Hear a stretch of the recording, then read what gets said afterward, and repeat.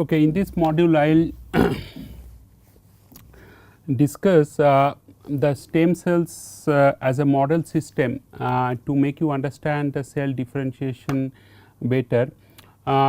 Just to recall the definition of differentiation. So, differentiation essentially means differential gene expression, and therefore, when cell A is differentiated to cell B, then one would expect that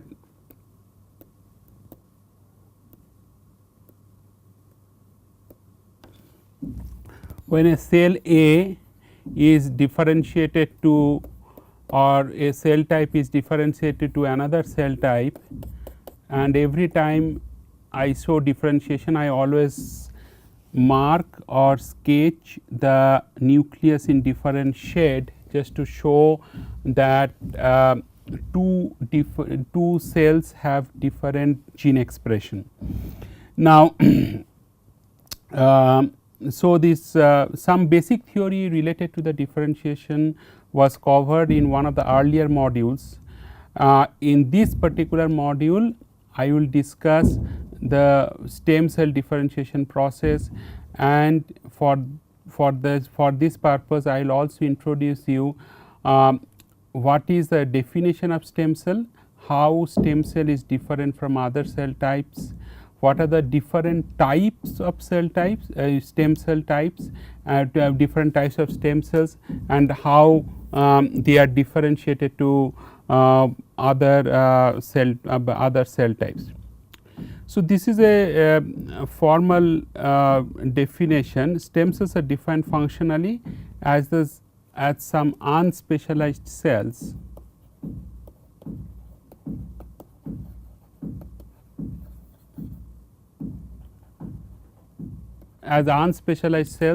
that have the capacity to self renew as well as the ability to generate differentiated or more matured cell types.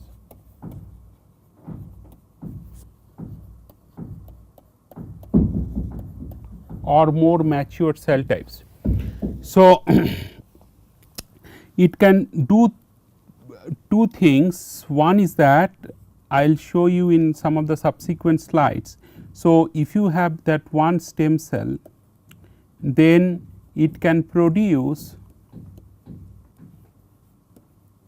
two stem cells while maintaining the stemness. So, it is simply the proliferation of stem cells without being differentiated, but then each of these daughter cells now can undergo differentiation along certain lineages, and they can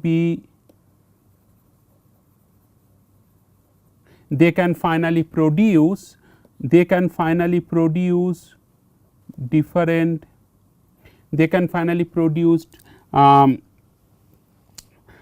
different cell types, and these cell types. So, let us start with the marking of cell. Now, A to B and A to C. So, here up to this part your stemness is maintained. That means, stem cell is now growing, proliferating from 1 to 2, 2 to 4, like that. Now, when B goes to one specific lineage to produce matured cell type C, or C goes to, sorry, this will be D and this will be E, and when C is differentiated to produce to produce a different cell type E. Now, remember D and E have different functionality. So, although they come from the daughter cells, two different daughter cells of one mother stem cell, but their functionality of D and E is different, and therefore, in principle D and E can form different tissue type also. Now, as we progress through the subsequent slides, we learn more about it, and we learn more about the what are the different lineages are possible, what is the different types of stem cells, and so on. Now, stem cells, as you know, that have revolutionized the field of tissue engineering as well as human health care, and many researchers claim that almost most of the life threatening diseases can be treated clinically using stem cells, and therefore, in several countries around the world clinical trials using stem cells are currently underway. And so, in this perspective it is important to develop some understanding on the stem cells and how it can be useful in research related to biomaterials, particularly for bone tissue engineering applications. Okay, now having given this introduction to the stem cells, these stem cells can be defined by three unique criteria. One is self renewal, second one is the potency, and third one is the clonality. Now, each of these term has its own importance. So, self renewal means that it can undergo normal proliferation to produce a number of cells without while maintaining the stemness, and this particular case like this essentially that is possible because stem cells have the replicative capacity. Like any other cell types, stem cells also have a replicative capacity, otherwise you cannot call it a cell. So, essentially it is capable of extensive proliferation while maintaining the stemness, and this is immortal, unlimited and continuous. Now, clonality and potency can be described as follows, like single cell with the capacity to create more stem cells, and in terms of the potencies stem cells can be classified into 4 different types. One is totipotent, one is pluripotent, third one is a multipotent, and fourth one is a unipotent. Now,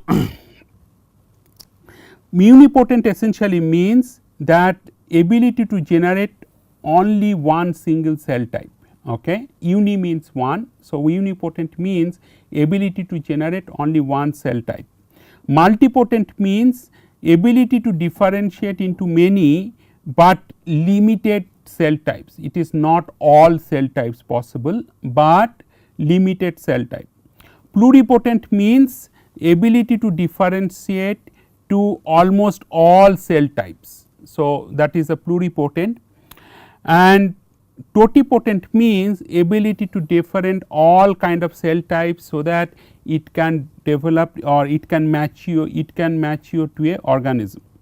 So, these are some of the examples are given.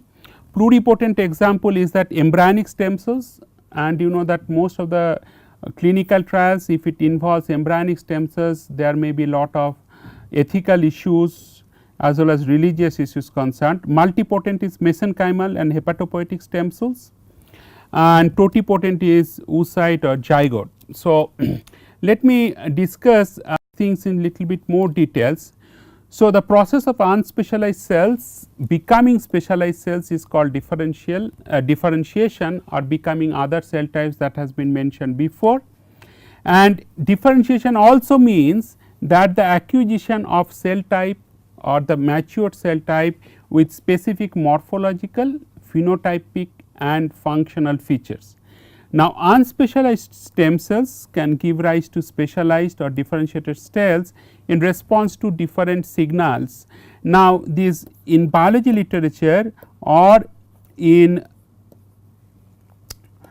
biomaterials literature, these signals or cues are kind of used very interchangeably, and these internal signals essentially turn on specific genes causing differential gene expression, and external signals means either physical contact with neighboring cells or scaffold or biomaterial substrate which has a different elastic stiffness or substrate stiffness. And also conventional biologists, they use different growth factors or cytokines to trigger the stem cell differentiation, whereas material scientists use different scaffolds or different materials, biomaterial substrates as physical cues to trigger or to drive stem cell differentiation. So, these are two distinct kind of approaches. One is that you can use that biochemical growth factors or cytokines to guide stem cell differentiation. Another approach which is more engineering or more material science based approach is to use some elastic scaffolds or biomaterial scaffolds which have a specific elastic stiffness which is much higher than that of the cells or tissues, and to use that as a physical cues to guide the stem cell differentiation. So, this is what has been mentioned in the last slide and it is shown here. So, you have some soluble factors like growth factors and cytokines which can drive the stem cell differentiation, and every time it shows that that this schematic you see that these nucleus are shown in different morphology or different kind of colors. Then you have the matrix molecules or you have the substrates that also can guide stem cell differentiation. So, stemness therefore refers to the common molecular processes underlying the core stem cell properties to self renewal and the generation of differentiated progeny. And it is important to mention also that is the stemness establishes their specialized cell cycles either related to maintaining cell cycle arrest in G1. So, remember that a cell goes to a difference one cell goes to G1, then there is a checkpoint, then S, then goes to another checkpoint, then go to G2 and then finally M.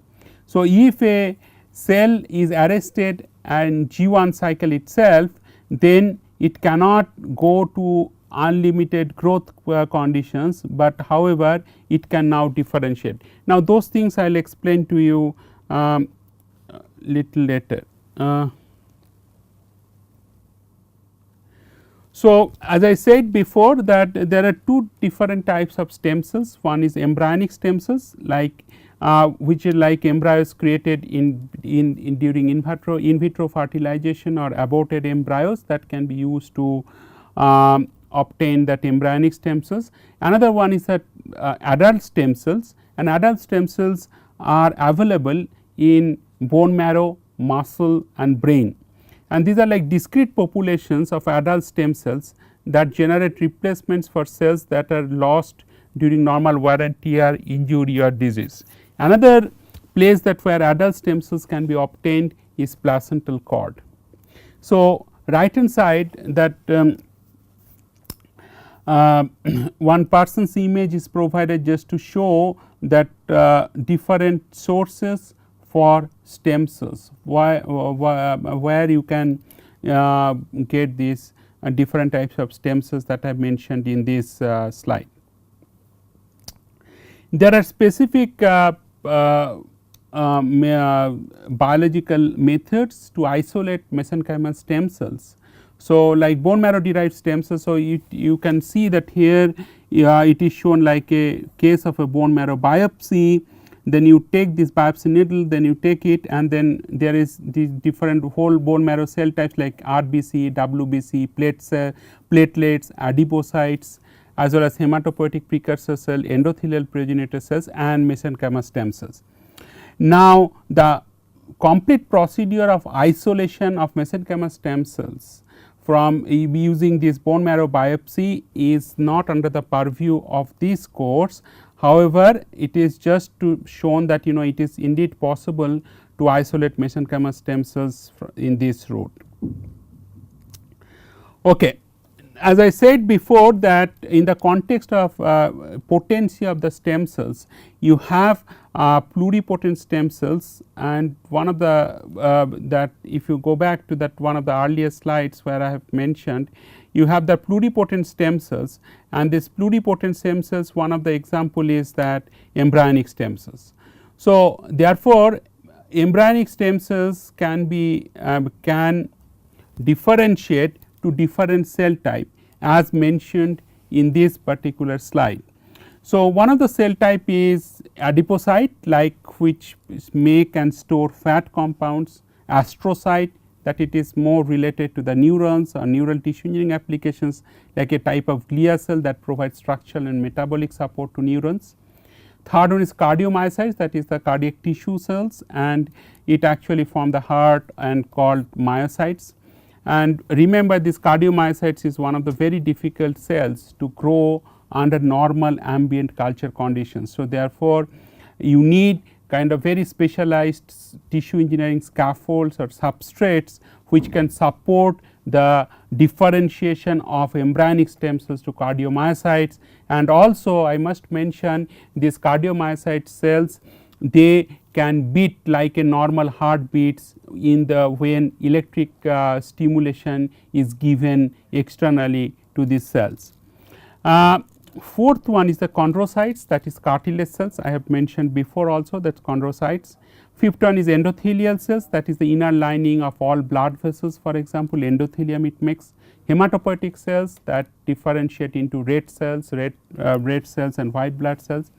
So, in case of person suffering from blood cancer and those kind of cases, it is useful. Keratinocytes, that is cells that form hair and nails.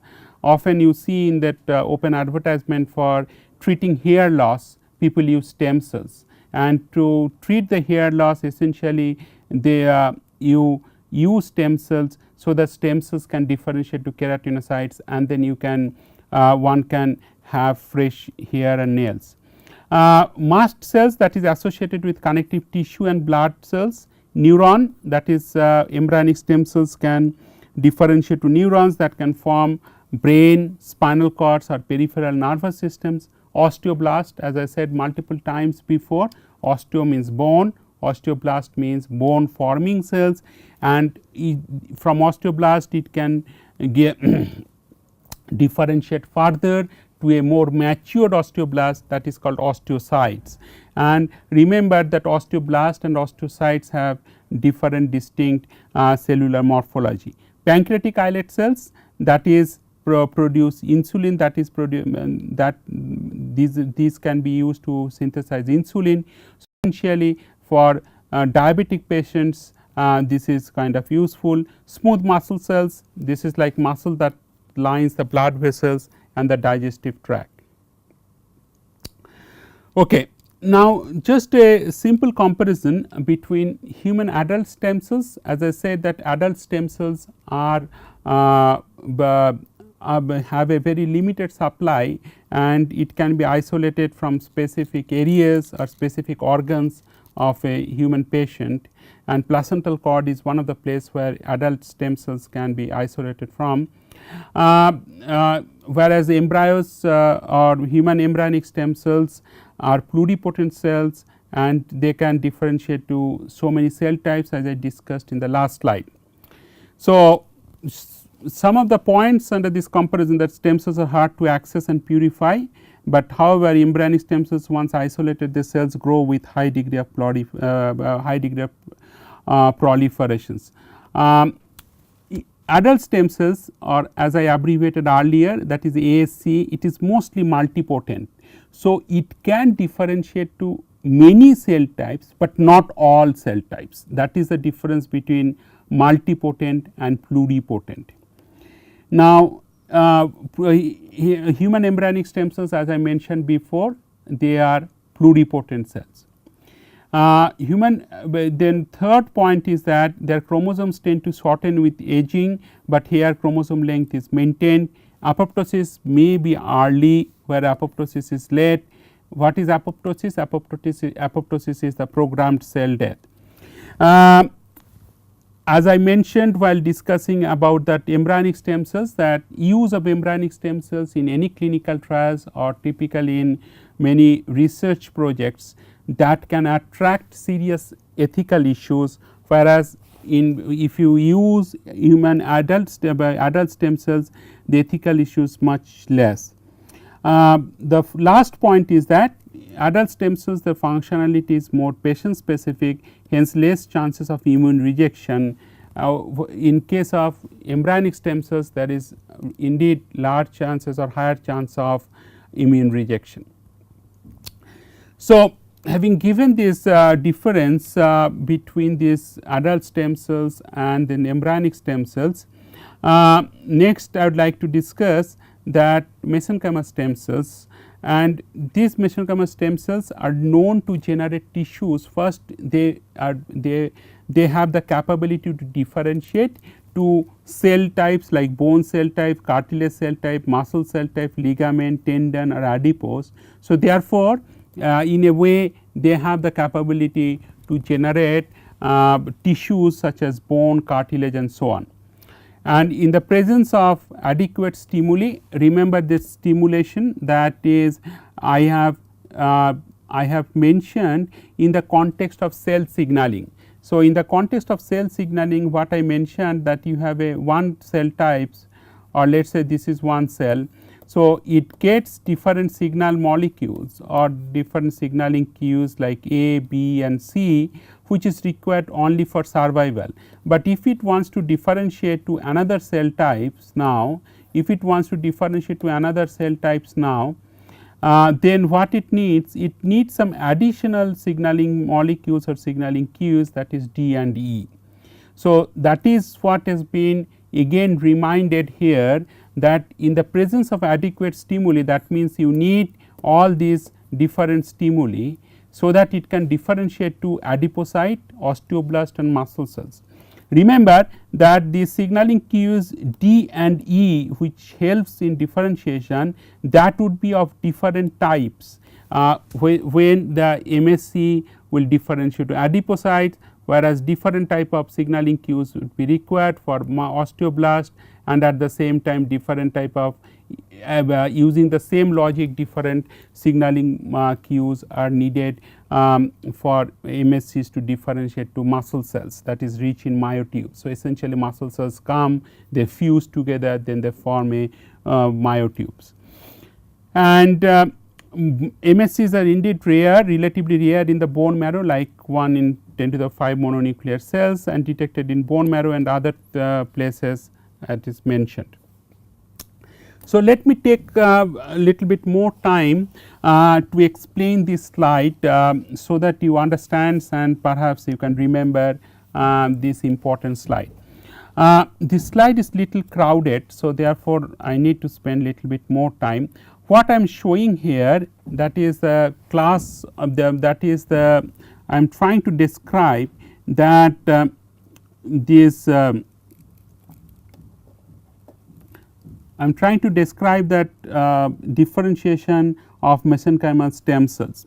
So, you have this is your mother stem cells or parent stem cells. So, here I can draw another cells, and let us consider this nucleus with blue like these mother stem cells. Now, this is the 3 stem cells here and 3 daughter stem cells. So, this is the one stem cell, this is the one daughter stem cells, this is the second, and then from 2 other, then you can produce 2 more. So, then you can produce 2 more. Now, each of these stem cell type now can undergo differentiation along specific lineages. So, first one is that osteogenesis, osteo means bone. So, essentially it will undergo differentiation along these lineages, it will undergo differentiation to bone cells. Now, these lineages in a more simplistic terms I can define like each one of us come from a certain lineage. For example, our father, grandfather, great grandfather. So, it comes from that lineage, and then you carry a specific family name and so on, because you come from that family tree.